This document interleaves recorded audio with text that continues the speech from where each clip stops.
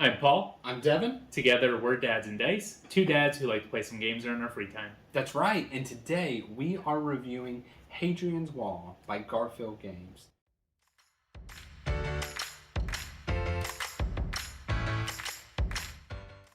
I'm sure at this point you have heard of probably Hadrian's Wall because it's kind of, I want to say, critically acclaimed. Everybody talks about kind of the grandness of it because as far as roll and writes go, it's on a different level. Yeah, it is a pretty dang heavy roll and write. And so in it, you actually have two player sheets, and they both kind of do distinctly different things.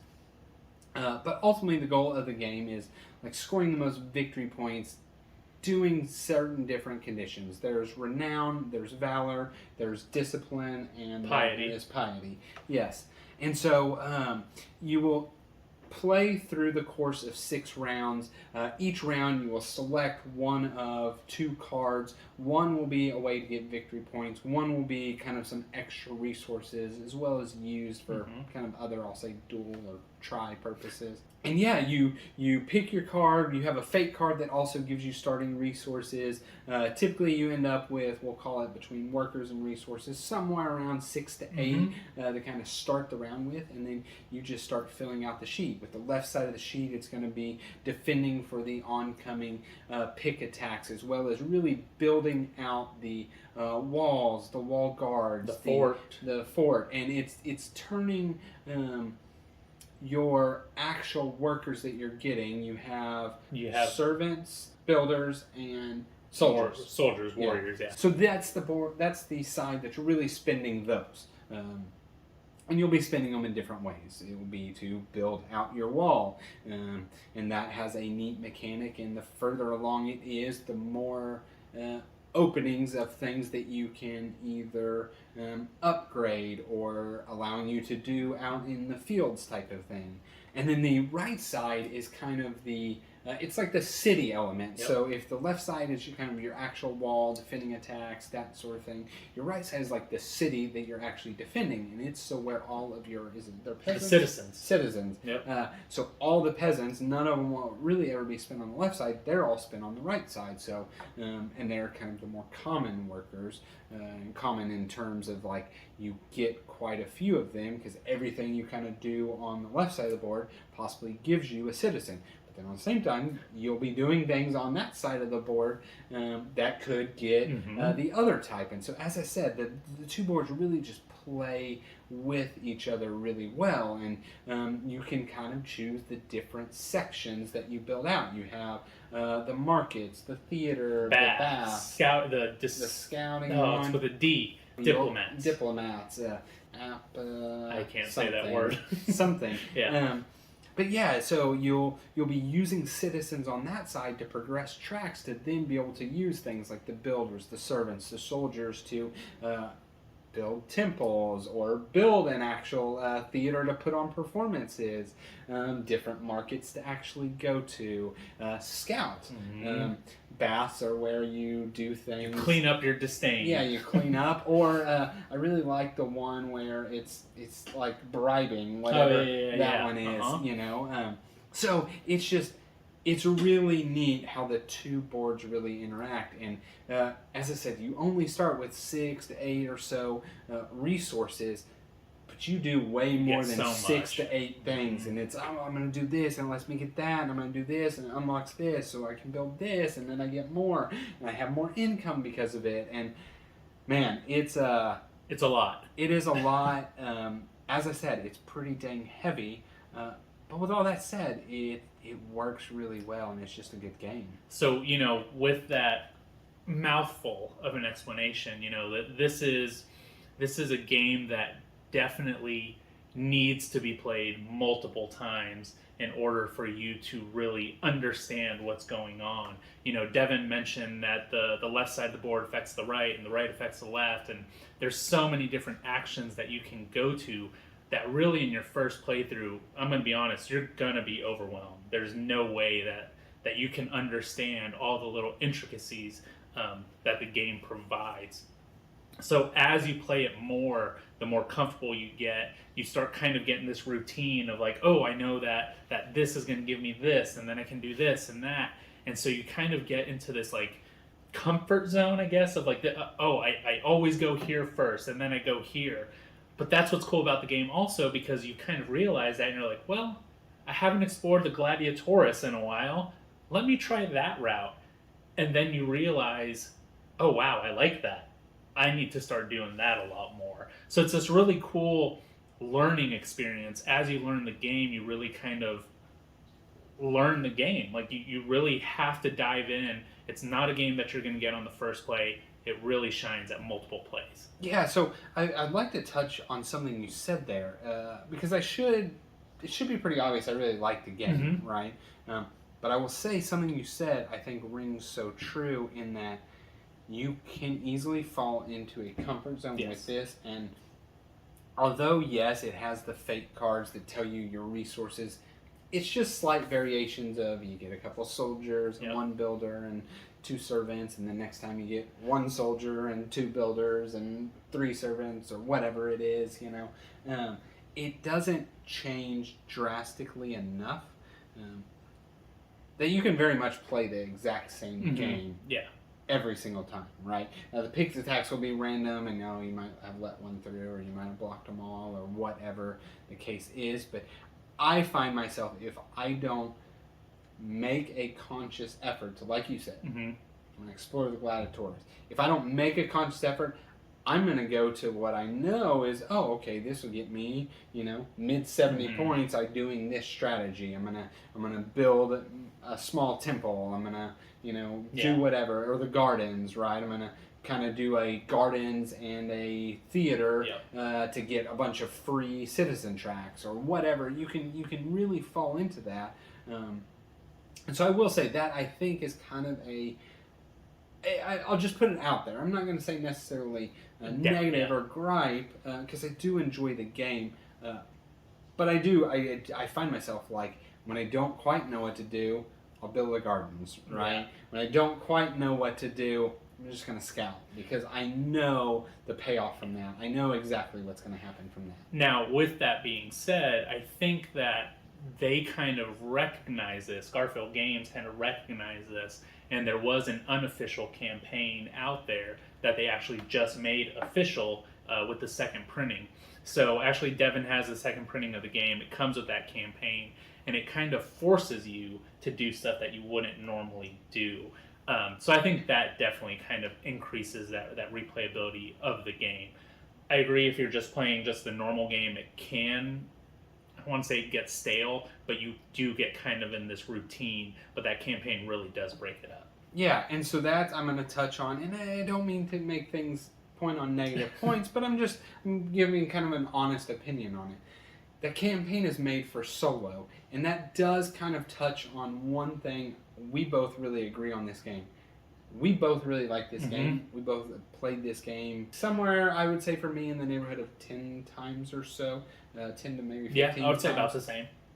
I enjoy this game solo. Same. This is a solo game for me. The box says 1 to 6. I can take my time solo. I don't feel rushed because, Paul's sitting there. He already made his decisions and he's sitting there, or vice versa. Like, I had a shorter turn where I built some of the bigger, larger buildings that took a lot of resources, which was a good payoff for me, but it was just a shorter round, and Paul instead is having a longer combo-y round. And it's like, it's not indicative of, Paul's doing better because he has a long round. It's just the way the natural game flows. You'll have shorter rounds, you'll have longer rounds. And so you sit there, and when a person does have one of their longer combo-y rounds, and you might sit there for 10 or so minutes while they are thinking out, and you kind of have to. If you're really playing this game to maximize points, do the best you can, you have to think out, I really need to do this first because it gives me the servant that I'm then going to spend here, which will give me the builder, and then I can do the wall, which is another citizen. And, and you kind of do that because, yes, you can willy-nilly, oh, I'm going to spend these, I'm going to do this, I'm going to do that. But I personally feel like the more you play it, well, you want to do better because you know how to play it, and it does take longer. And so, for me, this leans toward it's a great solo game. Yeah. Now, I'm not saying you can't play it with others, and I'm sure there's plenty out there that they don't mind getting together and playing this. But for us, it's very much solo, and then the campaign just makes it great because it limits you on things. It gives you set goals to do on things. It gives you bonus objectives to do on things. And so I can just take my time, you know. Yeah.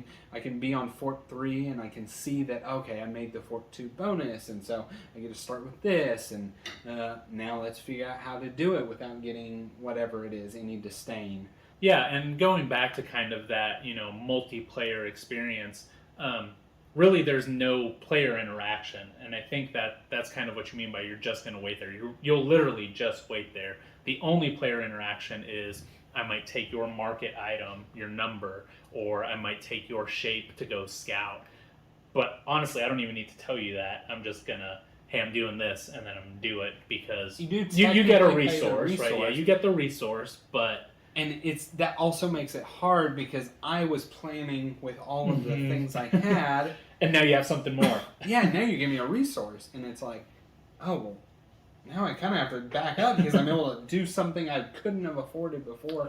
Yeah. So yeah, and that honestly is very minimal and doesn't.